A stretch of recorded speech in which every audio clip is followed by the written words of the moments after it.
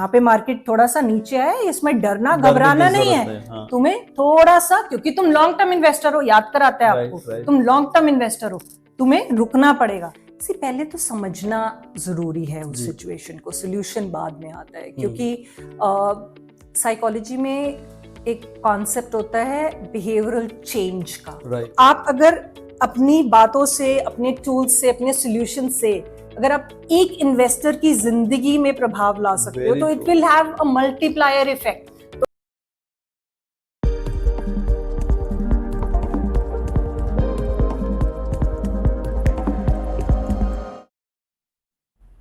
नमस्कार, मैं आज आपकी मुलाकात एक ऐसे शख्सियत से करने जा रहा हूं जो कि साइकोलॉजी के फील्ड में अद्भुत उदाहरण पेश किया है।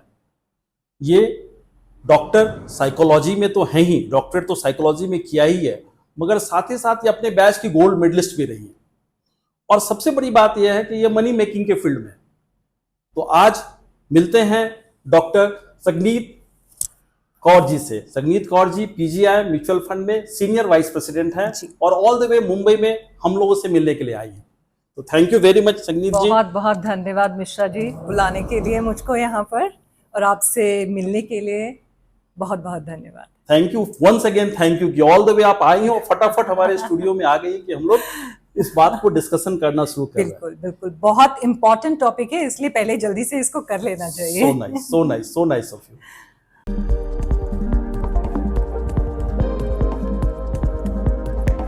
डॉक्टर संगीत, एक चीज बताइए मुझे कि हम लोग अधिकतर समय जो समझते हैं या अधिकतर एक कॉन्सेप्शन है कि मनी मेकिंग में साइकोलॉजी का क्या काम। साइकोलॉजी तो अलग अलग चीजों में यूज होती आ रही है। तो आप तकरीबन 12 साल से इस फील्ड में काम कर रहे हो, तो क्या रोल, क्या चीज दिखा आपको कि आप इस फील्ड को चुना आपने, और कैसे अपनी जर्नी स्टार्ट की आपने? सो मेरा जो पढ़ाई है वो बेसिकली साइकोलॉजी में है। सो जब हम साइकोलॉजी पढ़ते थे उस टाइम पर ऐसा कुछ नहीं था कि आप फाइनेंशियल बिहेवियर का कोई सब्जेक्ट है, आपने उसमें पढ़ाई करा। Over a period of time पढ़ते पढ़ते पढ़ते अपना जब मैंने काम शुरू किया, अपना प्रैक्टिस शुरू किया, मैं पहले एकेडमिक्स में थी, मैं टीचिंग में थी। टीचिंग के बाद मैंने स्पोर्ट्स साइकोलॉजी में काम किया, एजुकेशन साइकोलॉजी में काम किया, और उसके बाद जैसे आपने बोला लास्ट 12 ईयर्स से मैं फाइनेंशियल सेक्टर में हूँ, फाइनेंशियल साइकोलॉजी में। जब मैं यहाँ पर आई तो मैंने बेसिकली ये देखा कि साइकोलॉजी जो है, आपका जो सब्जेक्ट है, उसका यूज केस हर एक जगह पर है, हर एक फील्ड में है। ऐसा कुछ नहीं है कि इसमें है और इसमें नहीं है।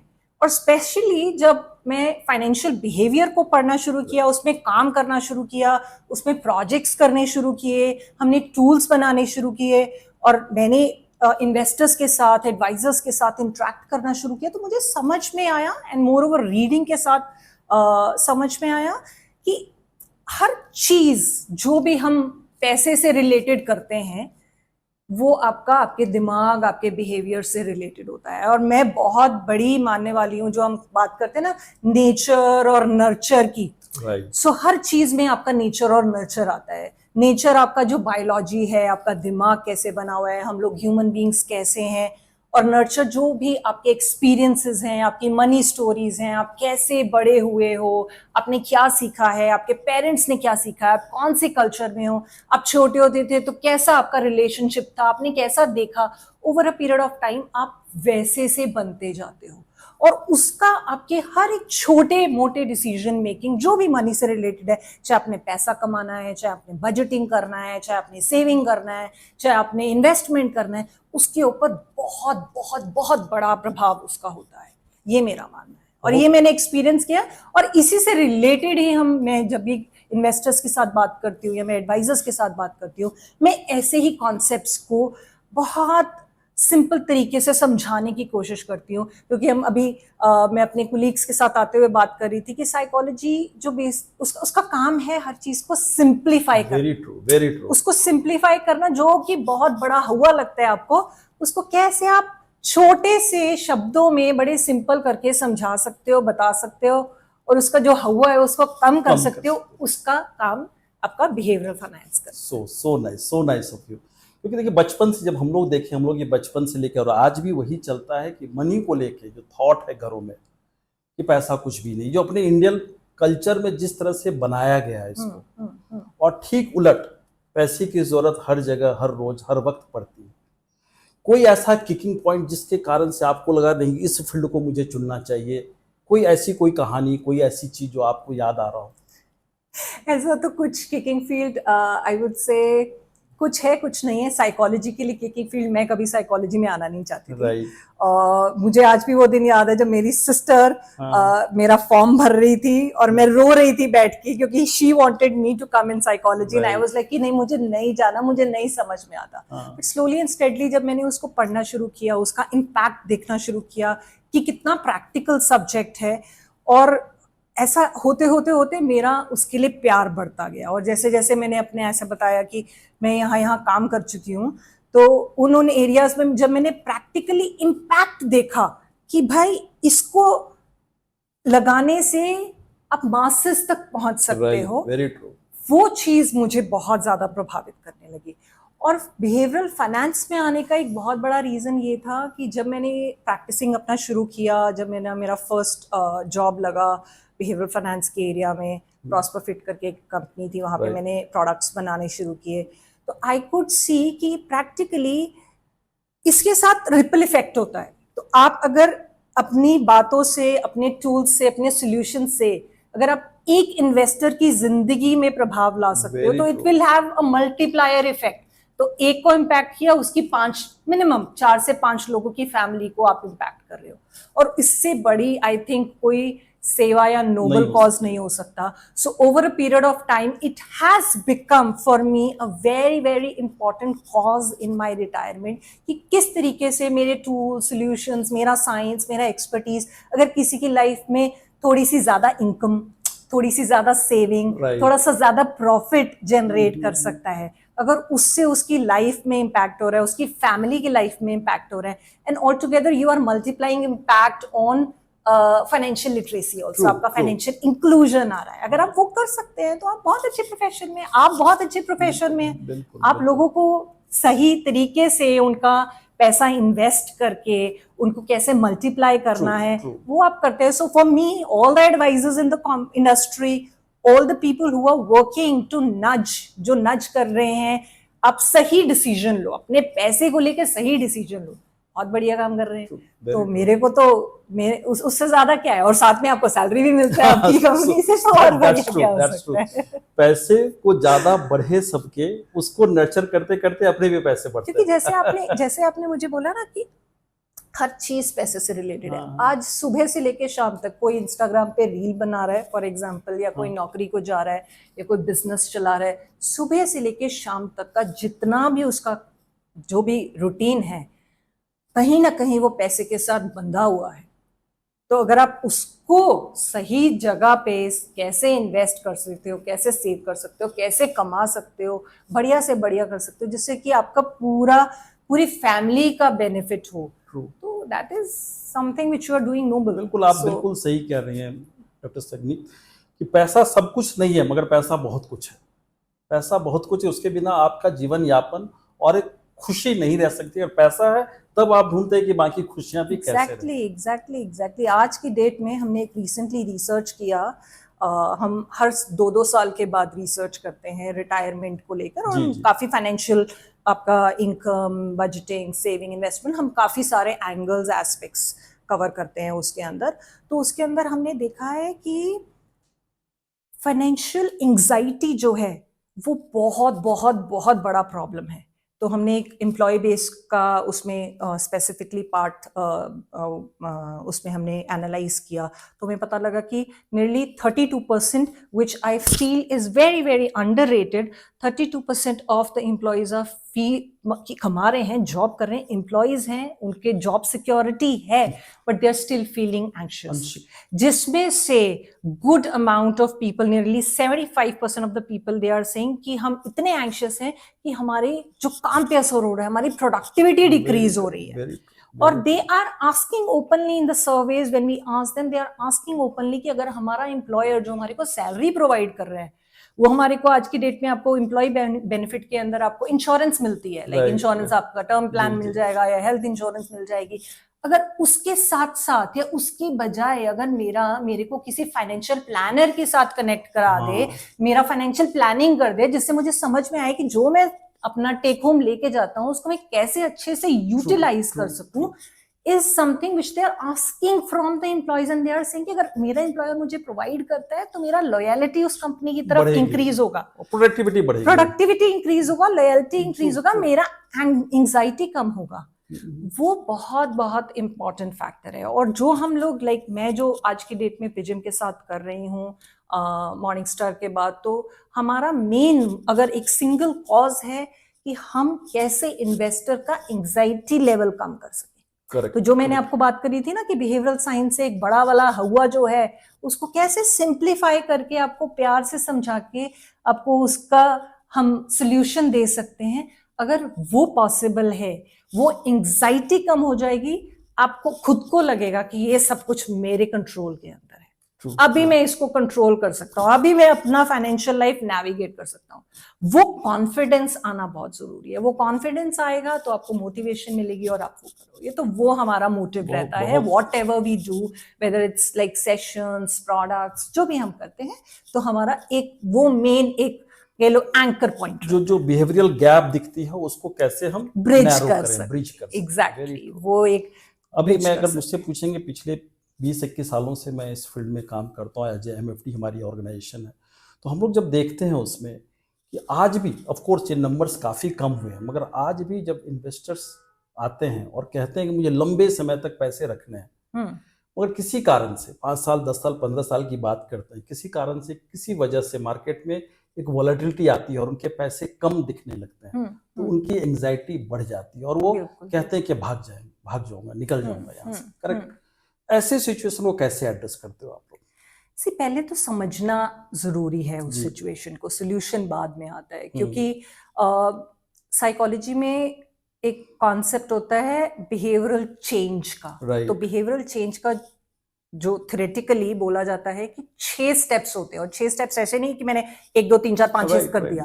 It's a prolonged process. कईयों को 6 महीना लगता है, कईयों को 2 महीना लगता है, कईयों को 8 महीना लगता है, कईयों को साल लग जाते हैं उसको करने के लिए। बट उसका जो पहला स्टेप होता है वो रियलाइजेशन है कि दिक्कत क्या है, प्रॉब्लम क्या है। तो प्रॉब्लम जो आप मुझे सिनेरियो बता रहे हो, उसमें प्रॉब्लम ये आती है, उसमें हम लोग ह्यूमन माइंड जो है वो बिहेवियरल बायसीज से ढका हुआ है, वो उससे प्रभावित हो जाता है कि कोई भी सिचुएशन आई, हम लोगों को क्विक सोल्यूशन चाहिए, अभी मार्केट फटाफट रिएक्ट करते हैं, बहुत ज्यादा फटाफट रिएक्ट करते हैं। जो हमारा, तो बेसिकली अब किताबों में पढ़ोगे, नज एक बहुत अच्छी बुक है, एक और बुक में आपको बताऊंगी, लिटिल बुक ऑन इन्वेस्टिंग, एक बहुत अच्छी किताब है, थिंकिंग फास्ट एंड स्लो एक बहुत अच्छी किताब है। सो इन किताबों का जो जिस्ट है बेसिकली वो ये कहता है कि हमारा जो दिमाग है वो रैशनल दिमाग नहीं है। हमारे दिमाग के अंदर 2 दिमाग है,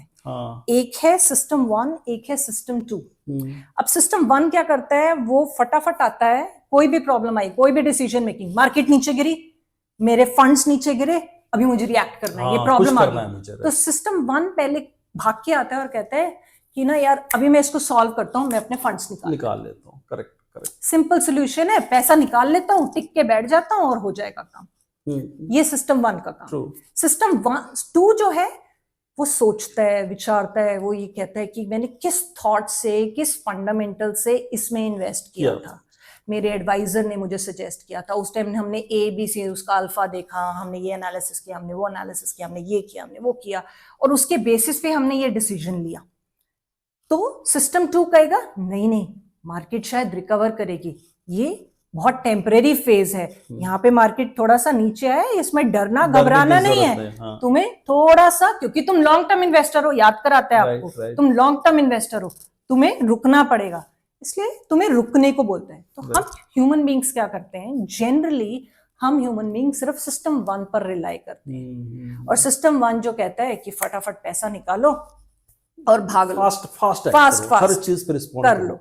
तो जो आप सिनेरियो मुझे बोल रहे हो, हमारा सिस्टम 1 कहता है कि ओके मैं घबरा गया और हम जब घबराते हैं, हम एंग्शियस होते हैं, तो हम भागने की कोशिश करते और हैं गलत डिसीजंस लेते और हैं। गलत डिसीजंस लेते हैं। दूसरा कारण ये है लॉस अवर्जन, एक हाँ, उसका रेपरकशन होता है। लॉस अवर्जन बेसिकली क्या होता है कि आपको अगर 10,000 मिलते हैं, अगर आपको 10,000 का प्रॉफिट होता है, उससे जितना आपको खुशी मिलती है, विजा विज अगर आपको 10,000 का लॉस होगा, आपको उससे डबल ज्यादा दुख फील होगा। वेरी तो हम करेक्ट, लोग वेरी करेक्ट। पेन नहीं लेना चाहते, हम घबराते हैं पेन से, हमें पेन नहीं चाहिए। तो पेन से घबराते घबराते हम कहते हैं यार जो मिल रहा है ना बस फटाफट लेके भाग जाओ। हाँ, हाँ, लंबे टाइम का किसी को कुछ नहीं पता, हम्म, इसलिए हम लोग लंबा नहीं सोच पाते, स्टे द कोर्स नहीं रह पाते।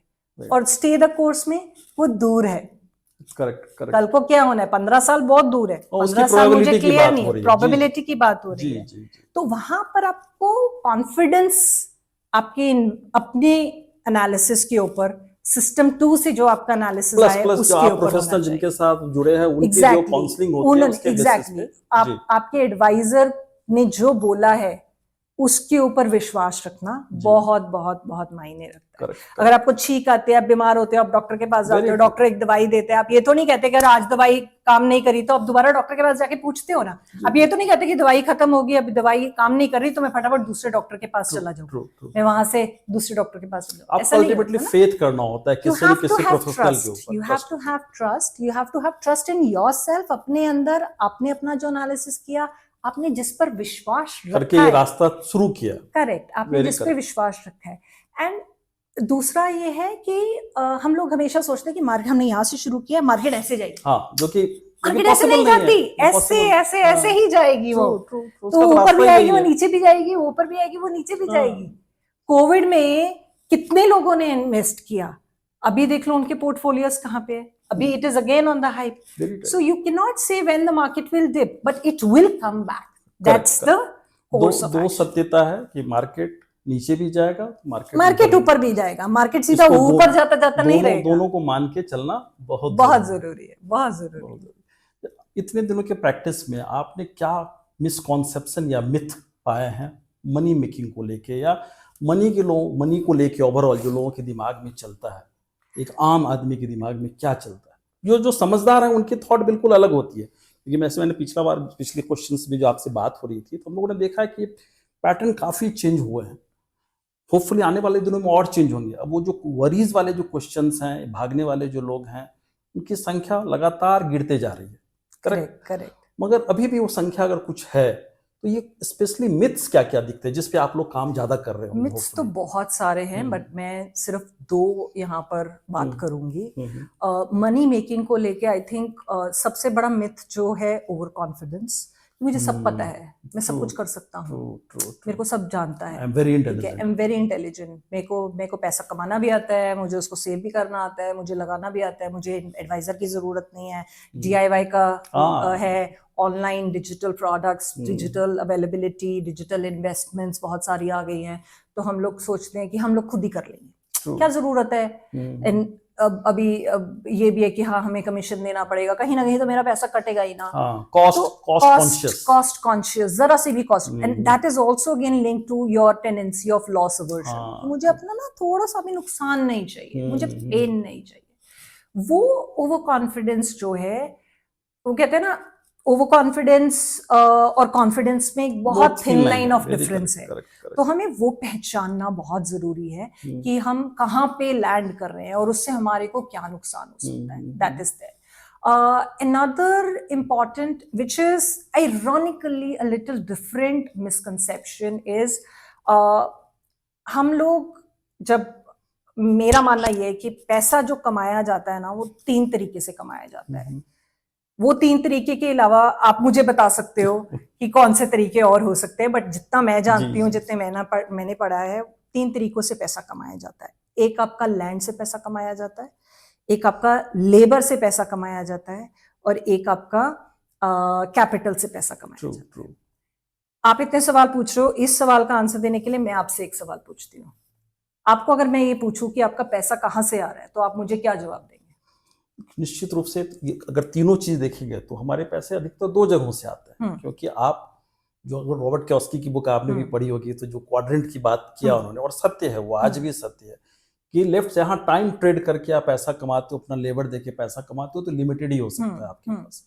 जब इन्वेस्टमेंट की तरफ वो जाता है तो भी पैसा बड़ा होता है। तो हम लोग जैसे प्रोफेशनल लोग निश्चित रूप से दोनों तरफ से पैसा कमाते हैं। Correct correct. सो ये क्वेश्चन मैं ऑलमोस्ट अब तक कितने लोगों से पूछ चुकी हूँ। मैं बड़ा पैसा मगर उधर से आता है, कैपिटल की तरफ कैपिटल से आता है आपका। तो मैंने जब ये एडवाइजर्स इन्वेस्टर्स को अपने फोरम्स में पूछा तो मुझे हमेशा आंसर मिला कि मेरा पैसा सैलरी से आता है, मेरा पैसा ऑक्यूपेशन से आता है, मेरा पैसा मेरे कमीशन से आता है। एडवाइजर्स यही बोलते हैं मेरा पैसा कमीशन से आता है, कुछ कुछ बोलते हैं इन्वेस्टमेंट से भी आता है। बट मैं स्पेसिफिकली कैपिटल को एक साइड पे, लैंड को एक साइड पे रख के बोलूंगी, हमारा जो पैसा आता है ना, वो हमारा जो भी हम नौकरी कर रहे हैं उससे नहीं आता। आज की डेट में टू बी ऑनेस्ट मेरा पैसा जो है वो पिजिम से नहीं आ रहा, मेरा पैसा मेरे स्किल सेट से आ रहा है। पिजिम को मैंने अपना स्किल सेट रेंट पर दिया, रेंट पे दिया, बेच रहे हो आप उसको। तो अगर मैं आज ये बोलूं कि मुझे बिहेवियरल साइंस में काम नहीं करना, मुझे बिहेवियरल फाइनेंस में बस हो गया, बस मैं अब थक चुकी हूँ, मुझे हो सकता है बेकरी में कुछ इंटरेस्ट हो, मेरा स्किल सेट उसमें भी हो, मुझे एक बेकरी की लाइन शुरू करनी है फॉर एग्जांपल। एक छोटा सा एग्जांपल ले रही हूँ, though I don't know how to bake also, but still I am taking an example कि मुझे इस पे काम करना है, मुझे ये स्किल सेट को नहीं यूज करना।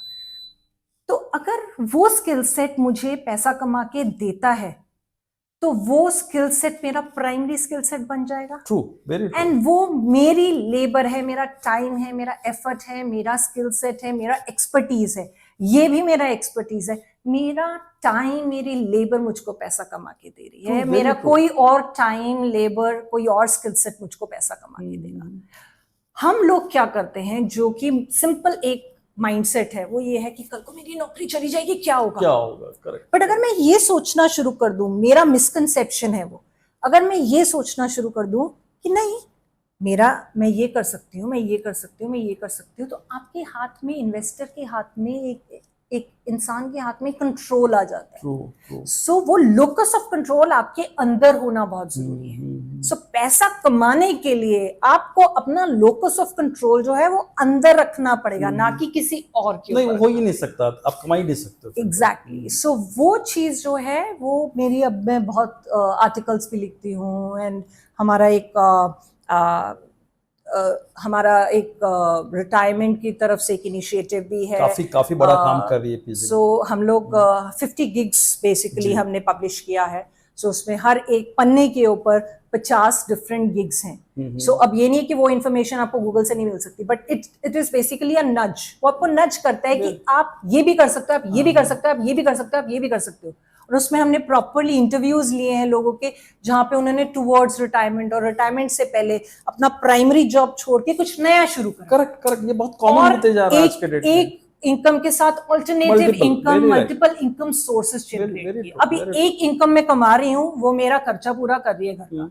अगर मेरे पास कुछ और स्किल है, मैं उससे भी इनकम कमा रही हूँ, मैं उसको सिंपली इन्वेस्ट कर सकती हूँ। वो इन्वेस्टमेंट मेरे को again it can turn into income. I can buy a land which can appreciate, which can give me rent, I can sow a farm, like I can create a farm in that. So it can give me multiple sources of income with just one small aspect. हम उसमें अगर add कर दे तो आपका, और उसमें कुछ change नहीं किया, सिनेरियो में कुछ चेंज नहीं करा, बस मैंने वहां से लोकस ऑफ कंट्रोल उसका एक्स कंपनी से उठा के अपने में ले आया, और उससे मेरा मोटिवेशन मेरी कंपनी में काम करने के लिए बहुत ज्यादा हो जाता है। वेरी बहुत अच्छा आपने कहा कि अल्टीमेटली आप टाइम ट्रेड के जो दलदल से बाहर निकलो तभी सकते हो जब आपकी थॉट क्लियर हो, you have alternate things also to do, और आप में कैपेबिलिटीज है। और आज के डेट में जब हम लोग इन्वेस्टमेंट फील्ड की बात कहते हैं तो ऑल अबाउट वही है कि आप किस तरह से पैरेलल इनकम बना लो, फिर जो मर्जी सो करो, आप सारे अपने। और इसका बहुत, मैंने रिटायरमेंट का एंगल क्यों आपको उस टाइम पे बोला, बिकॉज हमने उसको रिटायरमेंट के कॉन्सेप्ट से 50 गिग्स को बढ़ाया, क्योंकि हम लोग कहते हैं कि रिटायरमेंट में जाके क्या होगा, रिटायरमेंट में जाके मैं काम से खत्म हो जाएगा, सोशल लाइफ लिमिट हो जाएगी, क्या करूंगा मैं रिटायरमेंट में। तो आपकी एंग्जाइटी टुवर्ड्स रिटायरमेंट ज्यादा होती है, इसलिए आप रिटायरमेंट के लिए प्लान भी नहीं करते। वो रिटायरमेंट एक नेगेटिव गोल बन जाता है आपके लिए। हम हमारे सारे गोल्स पॉजिटिव है, बच्चे की पढ़ाई पॉजिटिव है, गाड़ी लेनी है पॉजिटिव है, होम घर लेना है, घूमने जाना है पॉजिटिव है, बिजनेस शुरू करना है पॉजिटिव है। रिटायरमेंट की बात आती है, रिटायरमेंट के नाम पे डर लगता है, क्योंकि वहां पे जब भी सोचते हैं शरीर जो आप दे हाँ। जाएगा, काम नहीं है, सोशल लाइफ कुछ नहीं है, तो it becomes a right negative. Right right. But अगर आप उसको आपकी एनर्जी माइंडसेट को ड्रेन करते फ्लिप हैं। करो और बोलो कि यार मैं फायर करना चाहता हूँ, हाँ। फायर में क्या है, फायर में आप ये तो नहीं करोगे 40 में रिटायर हो जाओगे और 40 के बाद कुछ नहीं करोगे, ऐसा तो है ही नहीं। ऐसा तो कुछ जो नहीं भी लोग करोगे। कर ले रहे ऑप्शन 40 के बाद आप वो करोगे जिससे आपको खुशी मिलती है। मजा लगता है, आपको मजा आता तो हम भी वही कह रहे हैं कि आप वो सोचना तो शुरू करो कि आपको अगर 40 में रिटायर होना है तो 40 के बाद आप क्या करोगे जिससे आपको खुशी मिलती है। Correct. और वो जो खुशी वाला एस्पेक्ट है वो आपके रिटायरमेंट गोल को पॉजिटिव बना देगा। very और true. आप उसके लिए मोटिवेटेड फील करोगे, आप उसके लिए सेव भी करोगे, आप वो 40 के बाद वाले गोल के लिए टारगेट भी करोगे, वो स्किल सेट भी बनाओगे, उसको मोनेटाइज भी करने की कोशिश करोगे। सो जो 50 गिग्स है वो उस लाइमलाइट में बहुत हमने ही launch अच्छा, किया। बहुत ही अच्छा प्रयास है। और इनफैक्ट हम लोग चेंज भी देख रहे हैं कि आज के डेट में जो यंग बच्चे हैं, प्रोफेशनल्स हैं, जो अलग अलग फील्डों में काम करते हैं, वो बहुत ही क्लियर है कि मैं जीवन भर थोड़ी 60 में थोड़ी रिटायर करने वाला हूँ, मुझे 40 में करने हैं, 45 में करने हैं। उसका लाइफ में बहुत सारे एस्पिरेशन है जिसको पूरे करने हैं। Correct correct. और उसके लिए एक प्रॉपर अगर आपके पास मेथड हो और मेथड को आप फॉलो कर सकें तो उससे बेहतर कुछ हो नहीं सकता। एब्सोल्युटली। एक और चीज जो मैं आपसे जानना चाह रहा था कि जब हम लोग बात करते हैं कि आपने कहा ना कि डू इट योरसेल्फ, इसका क्रेज भी थोड़ा बढ़ा है और खास के यंग जनरेशन में थोड़ा ज्यादा आ रहा है। और जब हम लोग मिलते हैं लोगों से तो देखते हैं कि अपनी जगह पे तो बहुत ही इंटेलिजेंट है, इसमें कोई शक नहीं, वो जिस फील्ड में है, जो काम करते हैं, अद्भुत करते हैं, मगर फाइनेंसिस की समझ, मनी मेकिंग की समझ उनमें कंपैरेटिवली कम होती है, मगर फिर भी उनको ये लगता है वो सब कुछ जानते हैं, सब कुछ समझते हैं। ऐसे लोगों को कैसे टैकल किया जा सकता है, उसके लिए बिहेवियरल फाइनेंस का क्या रोल हो सकता है? क्योंकि बिहेवियर बायस है ये भी एक, उनको लगता है सब कुछ मैं ही करूंगा, जो कि प्रैक्टिकली पॉसिबल नहीं है कोई भी इंसान। क्योंकि टाइम एंड अगेन ये प्रूफ हुआ कि सबसे इंटेलिजेंट लोग जो थे वो सबसे धनीवान वो नहीं थे, राइट? क्योंकि ये दोनों स्किल सेट अलग है। उसके लिए मैं ये बोलूंगी कि मैं इस चीज के अगेंस्ट नहीं हूं कि आप DIY नहीं करो, right, to be honest. But आपको जब आप इन्वेस्टिंग करना शुरू करते हो, जनरली आजकल की जनरेशन पहले DIY करती है जी, कई लोग आगे बढ़ जाते हैं, कई लोग हाथ जलाते हैं और फिर आते हैं, ठीक है। आपको अपने आप को, मेरा एडवाइस उन लोगों के लिए ये रहेगा कि आपको अपने पैटर्न को एक्सप्लोर करना चाहिए। आपको ये देखना चाहिए कि आप क्या कर रहे हो, उससे आपको बेनिफिट हो रहा है कि नहीं हो रहा। जनरली रियलिस्टिक, जनरली क्या होता है, ये अगेन ओवर कॉन्फिडेंस से ही आपका आता है कॉन्सेप्ट कि ओके मैं खुद कर लूंगा, मैं ओवर कॉन्फिडेंट हूँ, मुझे सब कुछ आता है। आप ओवर कॉन्फिडेंस में तीर लग गया निशाने पे तो बहुत अच्छा तो ना, मैंने बोला था ना मुझको आता है, हाइंडसाइट बायस, सब बढ़िया हो जाएगा। आप मैसेजेस करोगे अपने फ्रेंड्स को, मैंने इतना कमा लिया, मैंने इतना कमा लिया। और अगर आपको नुकसान होता है तो अगर आपको नुकसान होता है तो आप क्या करते हो, फिर भी ईगो में आ जाते हो, ईगो में आते हो, मानने को तैयार नहीं होते और उसमें कहते हो कोई बात नहीं, मैं दोबारा इसको करके दिखाऊंगा, ये कैसे नहीं क्रैक हुआ। और अगर उसमें दोबारा नुकसान होता है तो most of the times anxious होके बाहर निकल जाते हैं। इन्वेस्टिंग तो क्या बेकार है, इसमें क्या लगाना है, इस एसेट में लगा लो, बस इसमें हो गया। और कई लोग रिवर्ट होके एडवाइजर्स प्रोफेशनल के पास आते हैं। मेरा इतना इंटरेक्शन रहा है एडवाइजर्स के साथ, मुझे कई एडवाइजर्स ने बोला है कि मेरा काफी क्लाइंटेल ऐसा है जो कि हाथ जला के आए हैं, they have started investing DIY और उसके बाद हाथ जला के आए हैं। अभी हम मैं लोगों ये ने नहीं कहती कि DIY नहीं करना चाहिए, मैं उसमें ऐड करूंगा, अभी हम लोगों ने देखा पिछले 6-7 महीने की वॉलेटिलिटी में काफी सारे ऐसे जो DIY में थे यंगस्टर्स खास के, वो लौट के आते हैं, भाई देख लीजिए मेरी पोर्टफोलियो कैसे कर रही है, मुझे क्या करना चाहिए, मुझे चाहिए। तो वो होता है, आपने सही कहा कि वो होता है, मगर अभी भी वो नंबर्स बहुत ज्यादा है जो DIY इन्वेस्टिंग के दो ही चीजें हैं। अब आप कोई DIY करेगा आप उसको नहीं रोक सकते हैं, कभी नहीं रोक सकते। उन लोगों को यही एडवाइस दिया जा सकता है कि आप, जो हमने सिस्टम 1 सिस्टम 2 की बात करी ना, आपको पता होना चाहिए कि मेरा सिस्टम 2 क्या कह रहा है।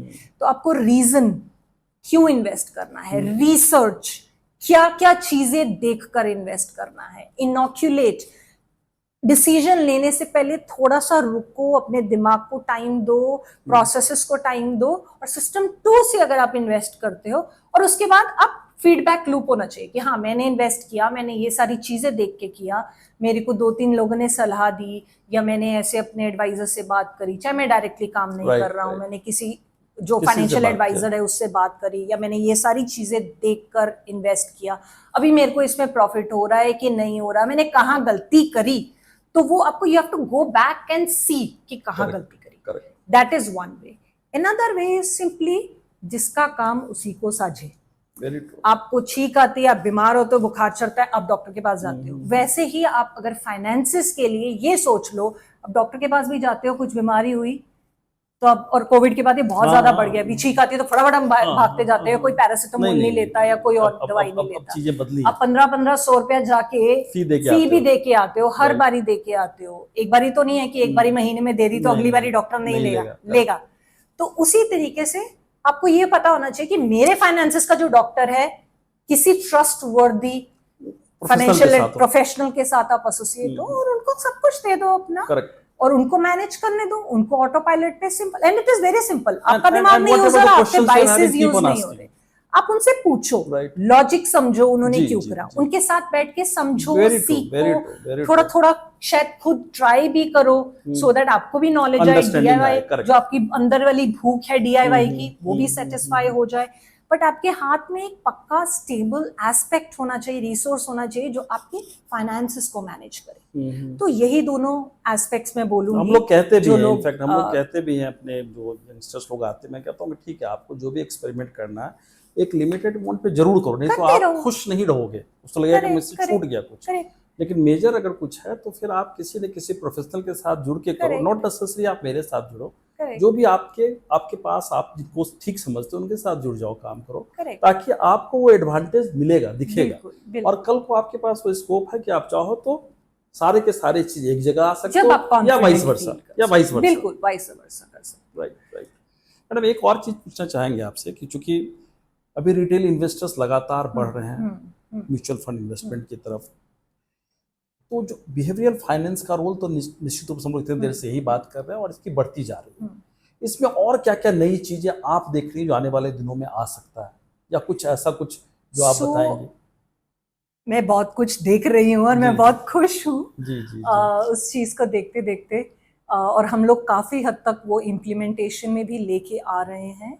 और मैं बहुत पॉजिटिव हूँ इस फील्ड को लेके, इसके इम्पैक्ट को लेके. मैंने शुरुआत में भी बोला, तो मुझे ये लगता है कि हम शुरू से अब कोई भी फाइनेंशियल कॉन्फ्रेंस अटेंड कर लो, कुछ भी कर लो, तो बेसिकली अब फाइनेंशियल लिटरेसी बढ़नी चाहिए, फाइनेंशियल इंक्लूजन बढ़नी चाहिए. रिसेंटली मैंने एक पेपर, दो कि इंडियन ऑथर ने नहीं लिखा है, सो एक रिसर्च हुई है जहाँ पे बेसिकली उन्होंने ये बोला है कि फाइनेंशियल लिटरेसी, जितना भी हम कहते हैं ना क्योंकि फाइनेंशियल लिटरेसी हम क्रिएट करेंगे, हम लोगों को जाके रिटेल इन्वेस्टर को हम समझाएंगे कि फाइनेंसेस क्या होते हैं, बजटिंग सिखाएंगे, ये करेंगे, लेक्चर्स में बिठाएंगे, उससे बेसिकली नुकसान हो रहा है. वो आपके ओवर कॉन्फिडेंस को बढ़ा रहा है, ना कि आपको समझा रहा है कि आपने कैसे पैसा बनाना है या सेव करना है या इन्वेस्ट करना है.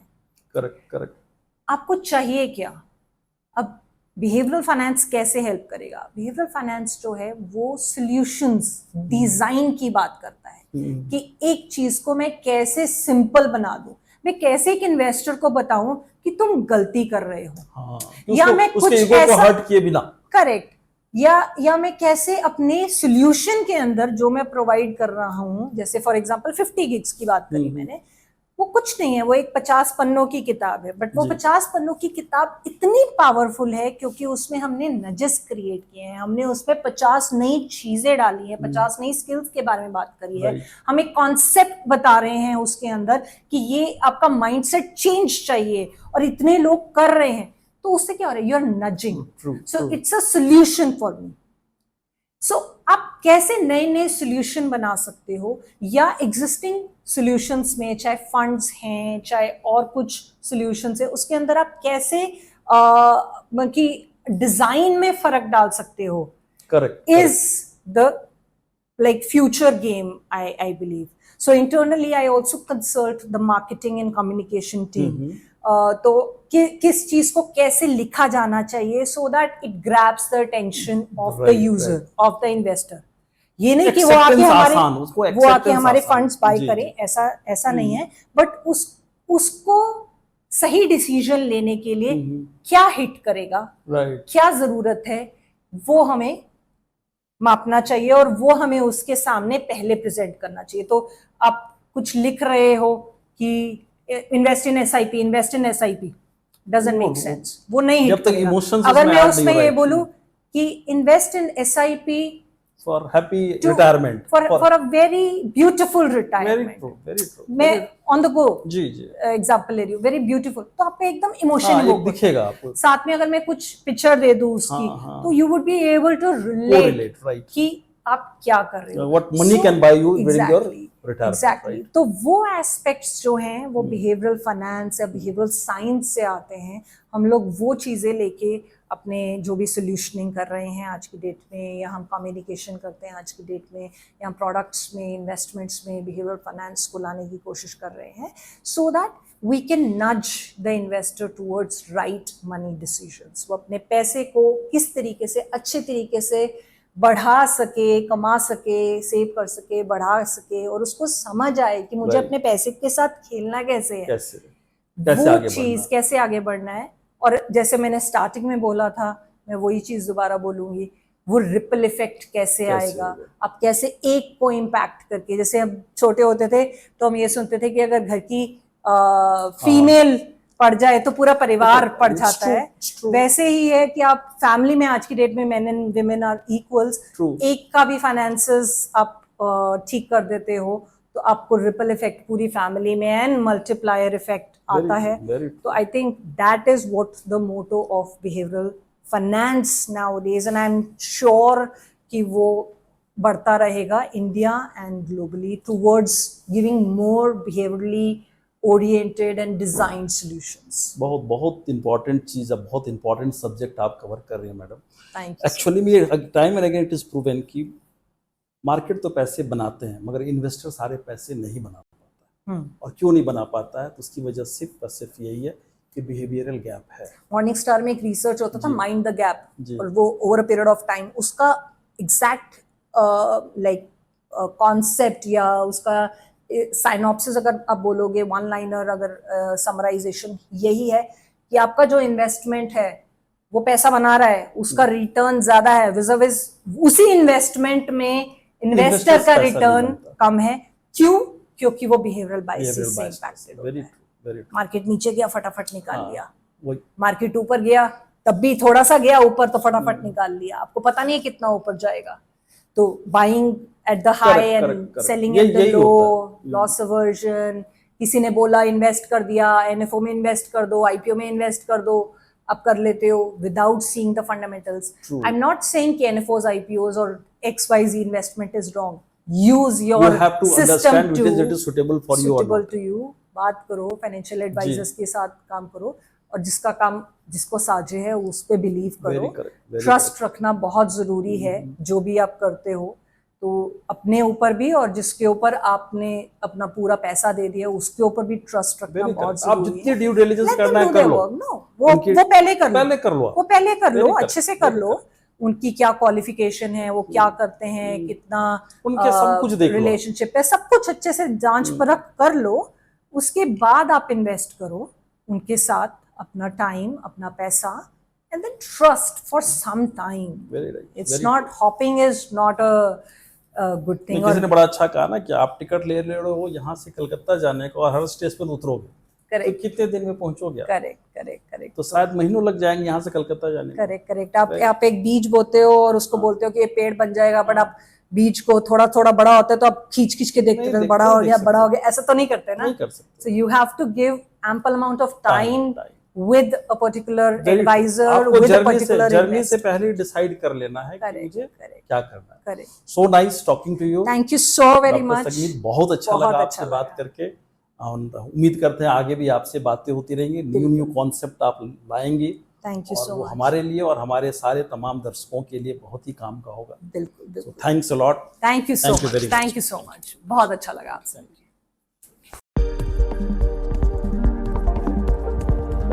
Mutual fund investments are subject to market risks. Please read the offer document carefully before investing.